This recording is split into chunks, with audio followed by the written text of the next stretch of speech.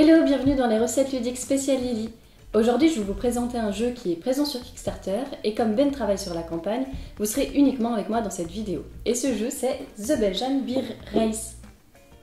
The Belgian Beer Race est un jeu de course à travers la Belgique où l'on va découvrir l'une de leurs spécialités locales, la bière belge. Vous irez de brasserie en brasserie pour en acheter, en déguster, voire trinquer entre amis. Mais comme vous le savez sans doute, boire une bière n'est pas sans conséquence. Vous devrez donc modérer votre consommation sous peine d'avoir un repos forcé. À la fin des 3 journées, vous vous donnerez rendez-vous sur la grande place, vous compterez vos points et vous désignerez le vainqueur de la partie. L'auteur de ce jeu pétillant est Michael Boutrio. Il a fait appel au talentueux Hameau pour illustrer le jeu. Il est édité par Beer Games et on peut noter que c'est leur premier jeu.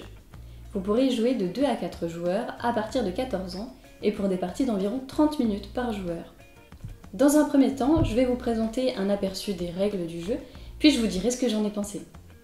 Avant toute chose, je précise que le matériel qui sera dans cette vidéo est une version prototype et qu'il a déjà évolué. Donc, The Belgian Beer Race est donc un jeu de course qui se déroule en 3 journées qui sont en fait les 3 manches du jeu. Votre but sera de revenir à la grande place à la fin de la 3e journée avec le plus de points de victoire possible. Vous obtiendrez des points de victoire tout au long de la partie et il y aura plusieurs décomptes à l'intérieur du jeu. Les journées sont décomposées en unités de temps. Chaque action que vous réaliserez consommera ces unités de temps et fera avancer votre marqueur sur la piste du temps. Le joueur actif est toujours le dernier joueur et son tour s'étend jusqu'à ce qu'il devienne le premier sur la piste du temps. Lors de son tour, un joueur a le choix entre plusieurs actions qui dépendent du lieu où il se trouve. Vous commencez la partie sur la grande place de Bruxelles et vous devrez y revenir avant la fin de la dernière manche. Vous pouvez tout d'abord vous déplacer pour vous rendre dans une brasserie. Les chemins entre les brasseries possèdent tous la même iconographie qui représente 3 moyens de transport. À chaque déplacement, vous pouvez choisir entre le vélo, un moyen sûr d'arriver à destination mais qui prend plus de temps, les transports en commun, le bon compromis, plus rapide que le vélo mais qui peut avoir du retard, et enfin, le stop, le plus rapide mais le moins sûr. Si personne ne s'arrête, vous attendrez au bord de la route. Cependant, vous avez le choix d'offrir une bière à votre potentiel chauffeur, ce qui devrait réussir à le convaincre de vous emmener. Dans tous les cas, une fois que vous avez choisi votre transport, vous vous déplacez vers une brasserie. Première chose à faire, récupérez une bouteille ou un jeton sous boc si l'un des deux est présent sur votre brasserie. Ces jetons vous feront gagner des points à la fin de chaque journée. Les brasseries sont un endroit clé puisque c'est ici que vous pourrez réaliser des actions. À noter qu'elles n'ont pas toutes les mêmes actions, il faudra bien choisir votre parcours. La première action possible, c'est celle de déguster une bière. Lorsque vous le faites, augmentez votre jauge de bière dégustée, mais aussi votre éthylomètre. Celui-ci vous informe de votre état actuel qui se dégradera au fur et à mesure de vos dégustations. Vous serez pénalisé dans les plus hauts niveaux, mais vous pouvez le faire redescendre en faisant du vélo, si vous le pouvez encore, ou en mangeant du fromage.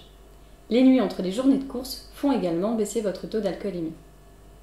Deuxième action possible dans les brasseries, acheter de la bière. Chaque brasserie produit un type de bière parmi les blondes, les ambrées, les trappistes et les stouts. Vous pourrez acheter 3 bières dans les brasseries qui proposent ces bières à la vente et vous récupérez alors des cubes de la couleur accordés au type de bière. Tout cela avec un budget illimité. Les bières achetées sont stockées dans votre sac à dos. Dans certaines brasseries, vous pourrez acheter du fromage par la même occasion. Le fromage vous offre des points en fin de partie et vous permet aussi de réduire votre taux d'alcoolémie si vous en croquez un morceau. L'action suivante est obligatoire et pour cause, c'est l'action de trinquer avec les copains. Cela se produit lorsque 2 joueurs ou plus se retrouvent sur la même case. Chacun d'eux va alors offrir une bière de son sac à dos à chaque personne avec qui il trinque et tout le monde va gagner des points de trinquage ainsi que quelques grammes d'alcool dans le sang.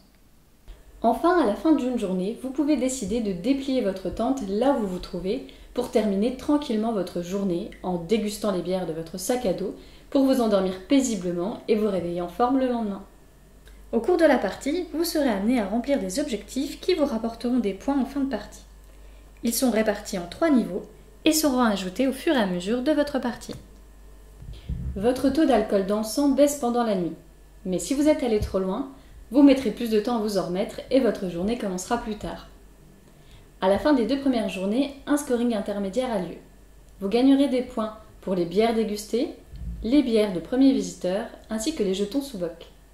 À la fin de la dernière journée, vous devrez vous rendre absolument sur la grande place, sans quoi vous risquez de lourdes pénalités. S'ensuit un décompte final sur tous les éléments de votre plateau. Les bières dégustées, les bouteilles sous boc comme pour les 2 premiers jours, mais aussi des points si vous avez visité certaines brasseries spécifiques du plateau, les points des objectifs validés, les bières qui vous restent dans votre sac à dos, le fromage que vous n'avez pas mangé, la piste de trinquage avec les copains, et le nombre total de brasseries que vous avez visitées sur le plateau. Le grand gagnant de la course sera celui qui aura le plus de points de victoire à l'issue de ce dernier décompte. Vous avez donc compris l'idée du jeu. C'est un jeu de course avec une thématique bien sympa qui est très reliée à la culture belge. C'est un jeu fun qui peut soit se jouer en mode relax, soit en mode compétitif. Je vous propose maintenant de vous dire ce que j'en ai pensé. Pour la petite histoire, j'ai découvert le jeu pendant le festival du Dinor dans la zone prototype. J'en avais gardé vraiment un bon souvenir.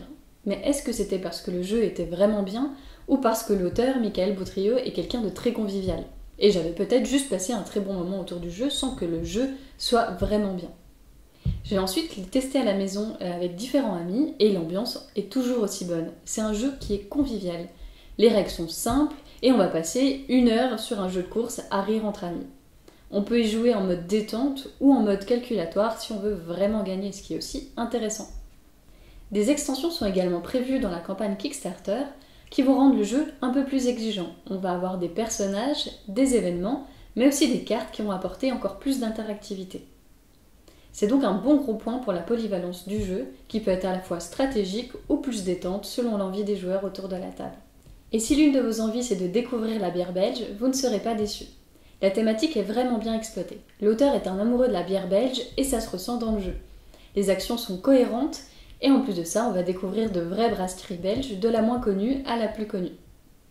En termes de rejouabilité, les objectifs, qui sont différents à chaque partie, vont vraiment nous orienter dans le jeu. Les sous-bocs aussi, qui diffèrent à chaque mise en place, vont orienter les chemins que l'on va prendre de brasserie en brasserie, ce qui est plutôt bien. Enfin, je souhaiterais mettre en avant la démarche de Beer Games qui va faire fabriquer le jeu complètement en Europe, et ça c'est un très bon point vert. J'espère avoir éveillé votre curiosité sur ce jeu. N'hésitez pas à aller faire un tour sur la campagne Kickstarter pour en découvrir encore plus. Je vous dis à bientôt pour de nouvelles recettes ludiques.